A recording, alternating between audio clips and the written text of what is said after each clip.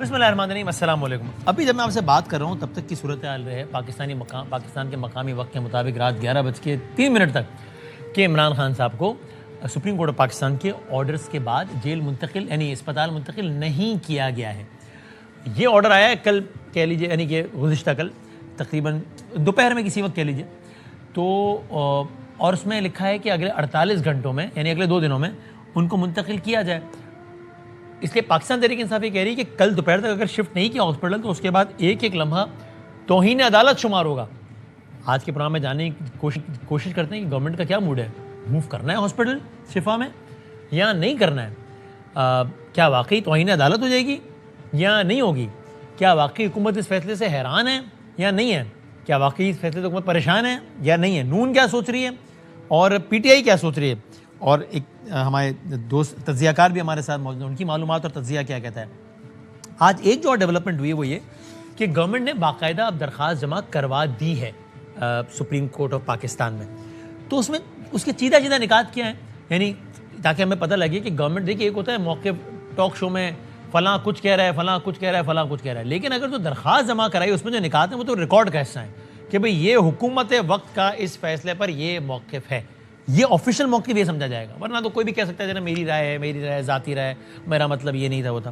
وہ کیا ہے اس نظر ثانی درخواست میں جو کہ چیف کمشنر اسلام آباد کی جانب سے ایڈوکیٹ جنرل اسلام آباد کے ذریعے سے دائر کی گئی ہے،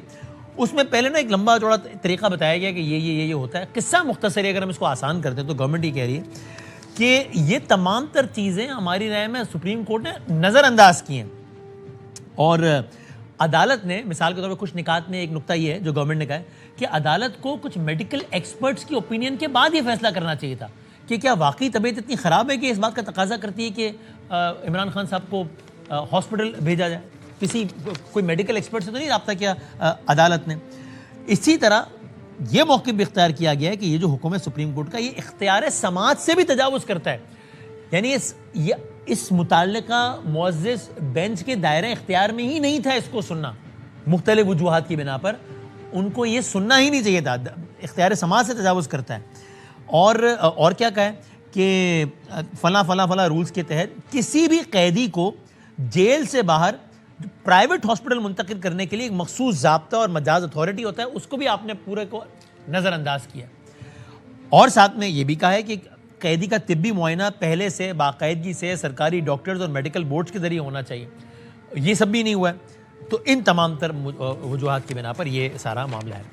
اب جو میں نے وہ سوالات اٹھایا کہ کل تک خان صاحب کی منتقلی ہو جائے گی، نہیں ہوگی تو کیا ہوگا، ہوگی تو کیا ہوگا، یہ جو کچھ ہوا ہے خالصتاً ایک عدالتی فیصلہ ہے، لیکن پھر تو یہ تو پی ٹی آئی تو یہ کہتی ہے کہ عدالتیں تو آزاد نہیں ہیں، تو پھر اس کیس میں آزاد ہو گئی ہیں کیا، یا کیا ہوا ہے؟ یہ ساری چیزوں پر ہم ذرا اس کا احاطہ کرنے کی کوشش کرتے ہیں اور کچھ اور موضوعات پہ یہ بات کریں گے۔ پاکستان مسلم لیگ نون کے بہت دیرینہ کارکن بالا سے تعلق ہیں، سینیٹر ہیں، ہم نے بڑے عرصے بعد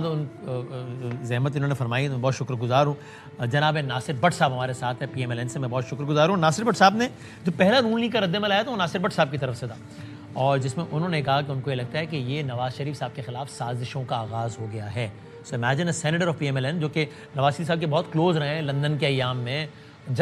وہ ایک جج صاحب کی جو آڈیو والا معاملہ تھا سارا ارشد ملک صاحب کی، اس میں اتنے کلوز رہے ہیں، وہ یہ سمجھتے ہیں کہ یہ سازش ہو رہی ہے، سازش کا آغاز ہو گیا ہے نون لیگ کے خلاف، نواز شریف صاحب کے خلاف۔ ان سے پوچھتے ہیں، ہمارے بھائی ہیں، وکیل ہیں، اور بڑے عرصے بعد ان کو بھی آج زحمت فرمائی انہوں نے، میں ان کا بھی بہت شکر گزار ہوں، نعیم پنچوتا صاحب جو کہ کل عدالت میں موجود تھے جب یہ سارا معاملہ ہو رہا تھا،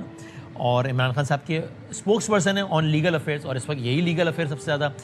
انڈر ڈسکشن ہے، ظاہر ہے۔ ممبر ہیں کور کمیٹی کی، ابھی کور کمیٹی چل بھی رہی ہے، پتہ نہیں ختم ہو گئی یا نہیں چل رہی تھی پی ٹی آئی کی، نعیم پنچوتا صاحب، میں بہت شکر گزار ہوں۔ اور ہمارے ہر دل عزیز میرے بھائی جناب منیف فاروق صاحب ہیں۔ منیف صاحب بہت ہی معلومات رکھتے ہیں، پاکستان کے چند باخبر ترین صحافیوں میں سے ہیں اس وقت، اور تو اپنی رائے سیاسی حوالے سے بھی دے پائیں گے، اور منیب بھائی کا چونکہ ایک لیگل بیک گراؤنڈ بھی ہے تو اس حوالے سے بھی ہماری رہنمائی کر پائیں گے۔ تو میں تینوں کا بہت بہت شکر گزار ہوں کہ انہوں نے ہمارے لیے وقت نکالا ہے۔